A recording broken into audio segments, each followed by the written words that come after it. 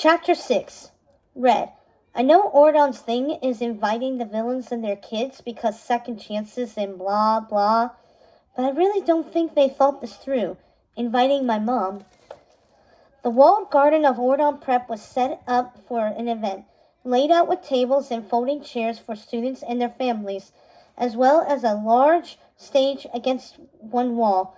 The Queen of Hearts strutted in, her huge heart-shaped gown cutting a wide path with Red trailing behind. Everyone in the garden turned to stare. The refreshment table called to Red's stomach. She grabbed a brightly colored macaron and was about to take a bite when her mom abruptly snatched it away. The Queen threw it in the garbage. Oh, right. Treats are for the weak. Red had been so close to eating some sugar for the first time, but she could wait until her mom left to enjoy some. She had already waited her whole life. Her mother paraded haughtily past the other royal parents, such as Aladdin and Jasmine and their kids, Red's new classmates. What had any of these people ever done to her? When Cinderella and Chloe entered the courtyard, the Queen made a beeline with her eyes, glaring daggers at Cinderella until she turned away. The Queen stopped in the center of the courtyard and opened her purse. She retrieved her golden combat, the famous looking glass. It flipped it open to show Red the polished surface. But all Red saw was her reflection. Suddenly the mirror rippled with magic and showed a new image, much like a screen would. In the looking glass, Red saw the Ordon throne room. Dust hung thickly in the air, and shafts of colorful light pierced the gloom. The Queen of Hearts sat on the throne, and next to her, in a matching ruby crown, was Red. In the vision, she looked exactly like her mom. Same hair, same elaborate style of gown, same cruel expression. Painted on Red's right cheek was a bright red heart, menacing in its sweetness. Could this really be her? Red was floored and confused by what she saw in the mirror. Her mother offered her the looking glass. Red just stared. That's, she said, the looking glass. Yes, it shows the future, where you and I will rule together side by side. The Queen's dream come true, but not Red's dream. But I don't want that. I don't want to be anything like you, Red bravely said, pushing away the looking glass. Hurt by Red's rejection, the Queen grew angry. You don't have a choice, she said. We're more alike than you know. Before their familiar argument could start up, Fairy Godmother stepped onto the stage. Everyone took their seats and waited expectantly. Parents and students, it has been a great privilege to serve you, but the time has come for another to take my place. So please join me in welcoming Ordon Prep's new principal, Fairy Godmother said. She trailed off and a beat dropped, introducing Uma's band of pirates. As they tumbled and flipped up to the stage, when Uma entered from the back, a hush fell over the crowd. Her pirates shouted her name, Uma. That's Principal Uma to you, and you'd better get it straight or you'll be walking the plank, she said. The students looked terrified until Fairy Godmother giggled nervously. She's just kidding, she promised. Now, I never got the chance to go to Ordon Prep, Uma said, but as its captain, I'm proud to be charting a new course into a bright future, beyond the old ways of heroes and villains. She gave Red a knowing look. So in that spirit, I'd like to welcome Princess Red of Wonderland. Red smiled tentatively, but next to her, the Queen of Hearts just shuffled her deck of cards noisily, not looking at Uma. She flicked them between her outstretched hands, smiling at her own cleverness. Excuse me. Do you mind? Uma asked. I do, actually, the Queen said. She stood up, surprising the crowd. Mom, what are you doing? Red asked, her eyes begging her mother to sit back down. Playing my favorite game. The Queen paused for dramatic effect. War, she cried. She threw a handful of cards into the air, and they fluttered in the wind, magically forming a heart. As they tumbled to the ground, they transformed. They sprouted arms and legs, becoming the soldiers of the Crimson Army.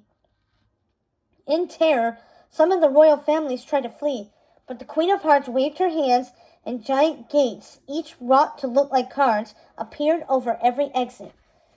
Chaos reigned in the courtyard.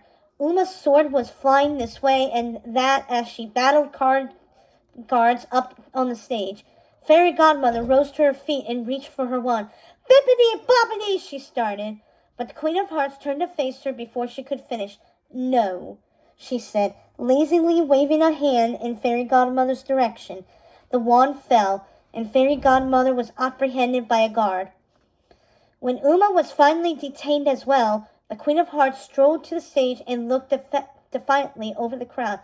Oh, calm down. You're acting like you've never seen a coop before, she said. In response, her captive audience cowered. It made her grin. Mom, this is crazy, even for you, Red said. Crazy that it's taken this long. I have been waiting years to be invited back into Ordon. So thanks, Red. You finally did something useful, the Queen said. Red mentally kicked herself for thinking her mom had ever been excited for her. I should have known it was never about me, Red said. Everything I do is for you, the Queen said. That was my invitation, my school, my life, Red said. Someday you'll thank me.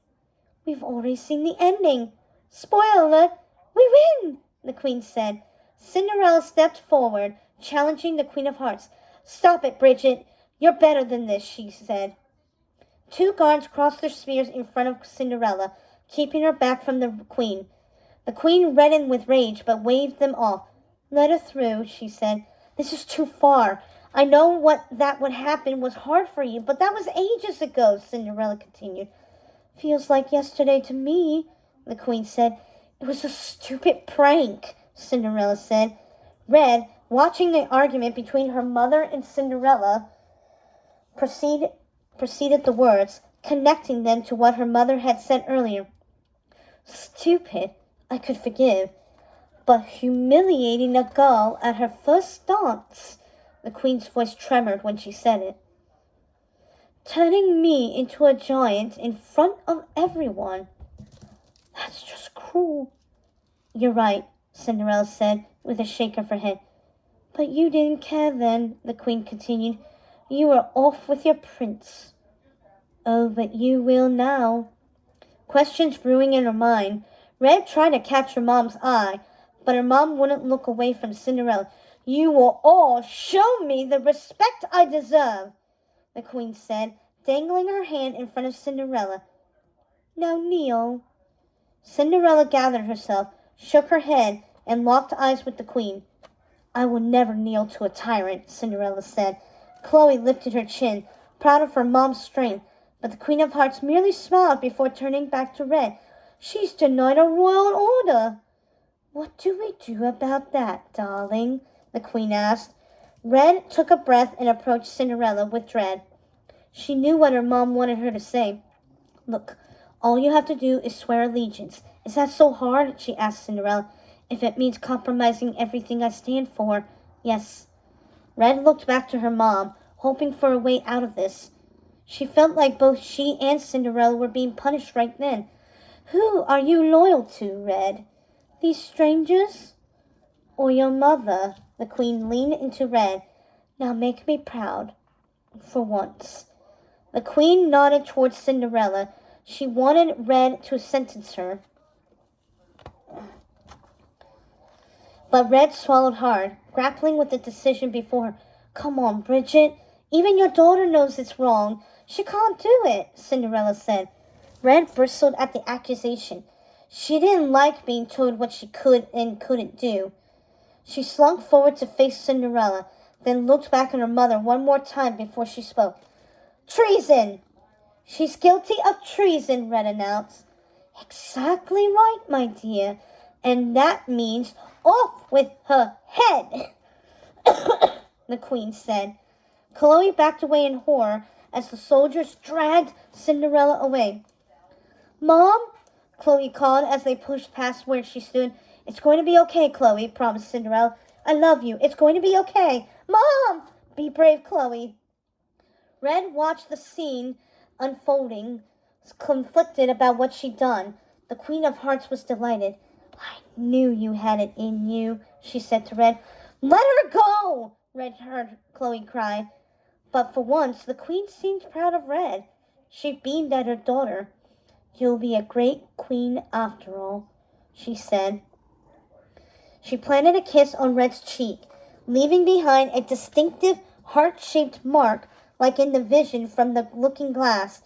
Stunned, Red turned to the audience in the courtyard.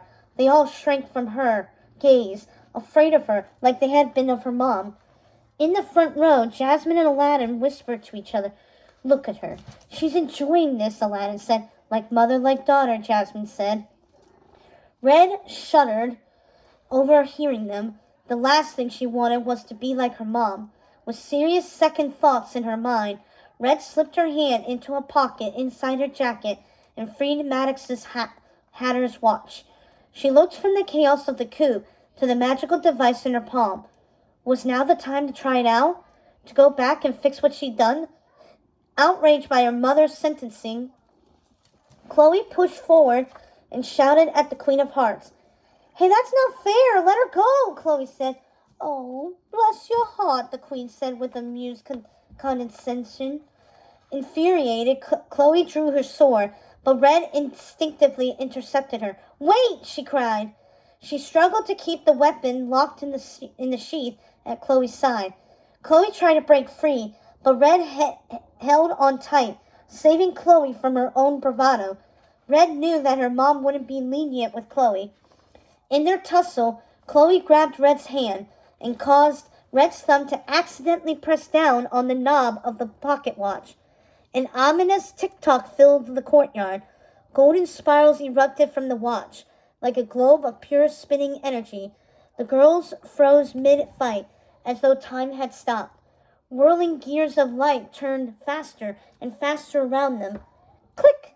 The energy was sucked back in, and the watch vanished, taking the girls with it.